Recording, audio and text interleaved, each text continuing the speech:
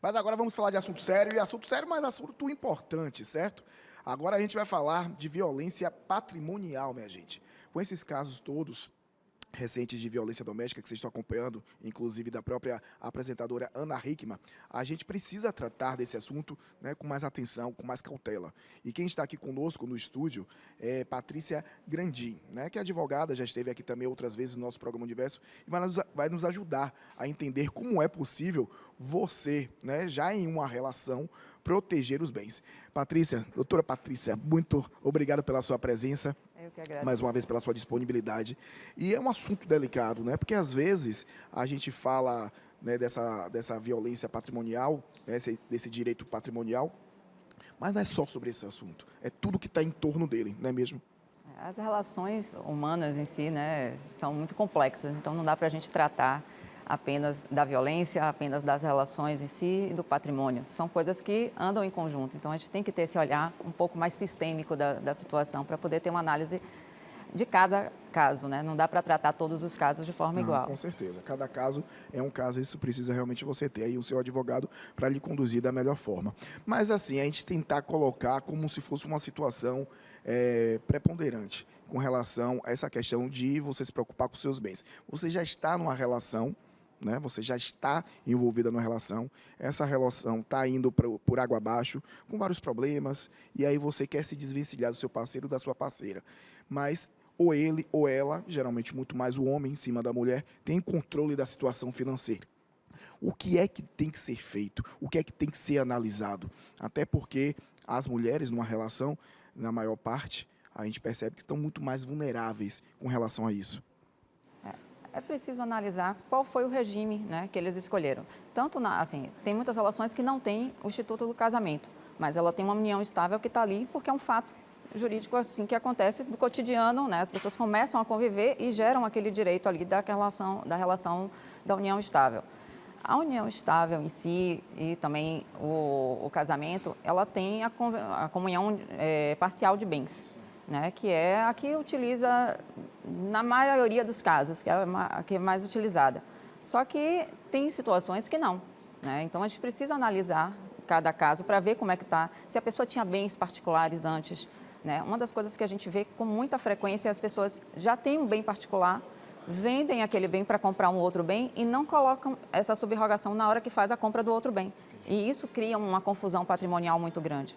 Então, as pessoas precisam estar, né, se está numa situação assim, né, de, olha, acho que vou, de fato, finalizar essa relação, está gerando uma situação, tem que procurar um advogado de confiança, né, para poder ele orientar, porque vai ter que analisar o caso concreto para ver o que é que cabe ali, o que é que vai estar resguardado, o que é que não está, o que de fato tem que ser partilhado entre as duas partes, como é que isso pode ser ajustado, para poder você começar a pensar isso de uma forma mais clara, né, e objetiva, não dá para ficar só envolvido no sentimento. Com certeza. Nós temos perguntas, né, de telespectadores e a gente pode aproveitar esse momento até que essa dúvida, essa pergunta, né, sirva para você que está acompanhando a gente também aqui no programa Universo.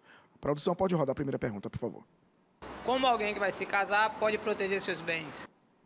Pois bem, no caso, vai se casar ainda, não está envolvido já numa relação, mas vai se casar. E aí a pessoa já fica com o pé atrás por tantas coisas que estão acontecendo, né, e sendo mostradas aí.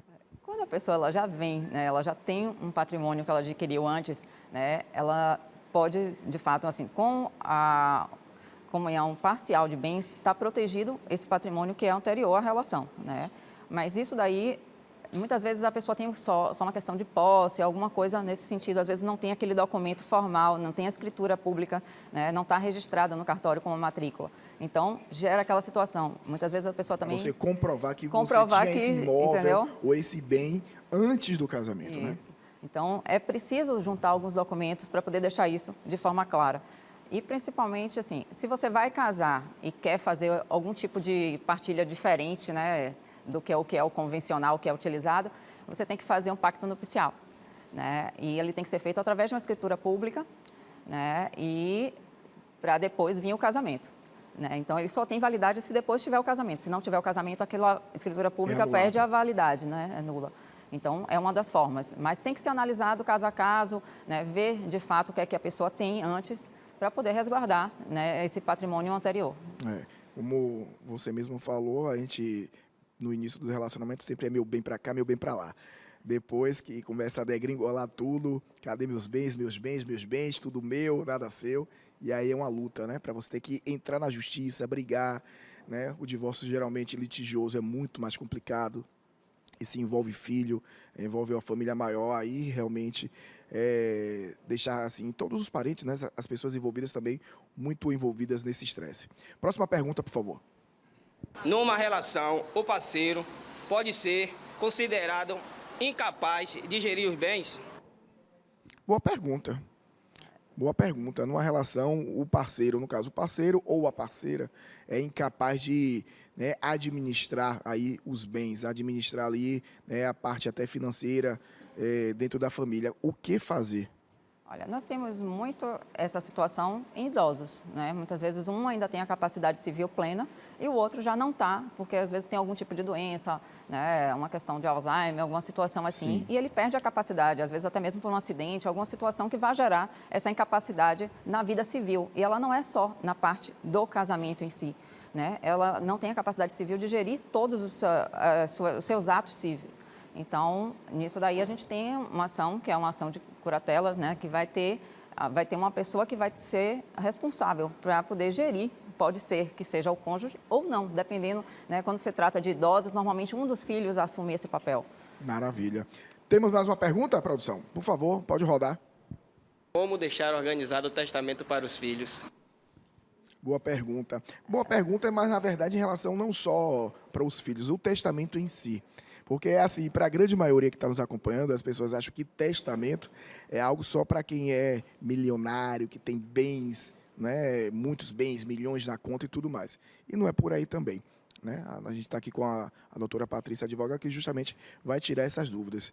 O testamento, ele é realmente o ideal para quem tem ali qualquer imóvel, qualquer bem, mesmo que seja, né, um bem caro, um carrinho velho, mas que quer deixar isso oficializado, o caminho seria esse? Olha, nós já temos o direito da herança, né, assim, é garantido para os herdeiros uma parte daquele valor que tem ali, daquele patrimônio.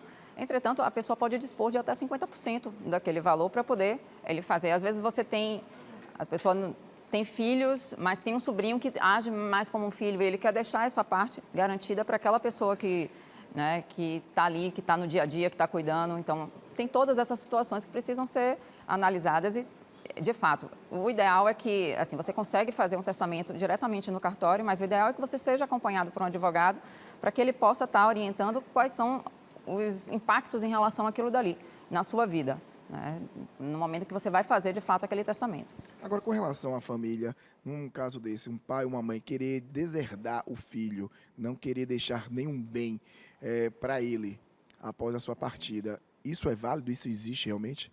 Não, só a vontade de querer, não. Não, Né? né? Tem algumas situações que podem ser de fato, mas não é uma vontade, um simples ato.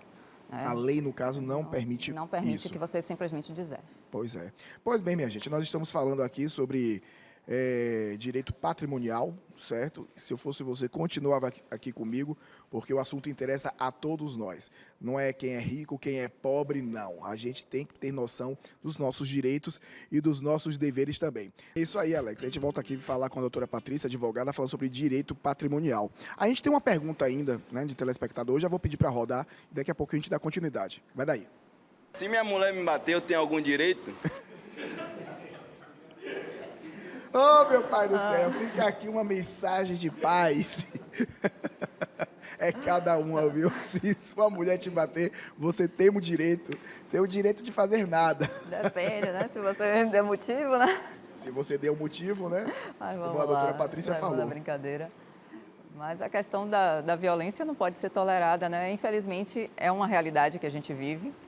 Eu acho que muito mais a gente vê muitas questões do feminino recebendo esse tipo de situação. Total. Né? Até mesmo porque a gente vem de uma sociedade, né, com uma característica machista, né, e que acha que de fato pode, né, tem o direito. Então, a violência tem que não ser tolerada. Então, nós temos que caminhar para essa consciência de fato com as pessoas, né, e as relações não precisam chegar a este nível. Agora, doutora, com relação ao caso de Ana Hickman, que me deixou muito intrigado com relação que depois de, né, teve a violência, o destaque foi em cima da violência e tal, surgiram todos as informações sobre dívidas, né, que existiam do marido, dívidas dela, e todo mundo sabe que quem faz a administração da carreira dela, do patrimônio dela, era o próprio marido, né? Nesse caso aí, com relação a essas dívidas, ela tem como até entrar na justiça, rever esse dinheiro, né? Se existiu aí uma aplicação indevida, se ele pegou esse dinheiro e fez algo errado, né? Esses credores, né, que no caso estão em cima tanto dela quanto dele, ela tem como se isentar disso? Depende muito do caso concreto. Assim, a gente não tem como dar um parecer em relação a algo que a gente não tem noção dos documentos do que é que está envolvido, né? Mas, assim, as pessoas precisam ter o cuidado. No momento que você delega, você não precisa, de fato, simplesmente deixar de lado e não olhar, não entender o que é que você está ali, né, assinando. Muitas vezes você dá anuência em contratos.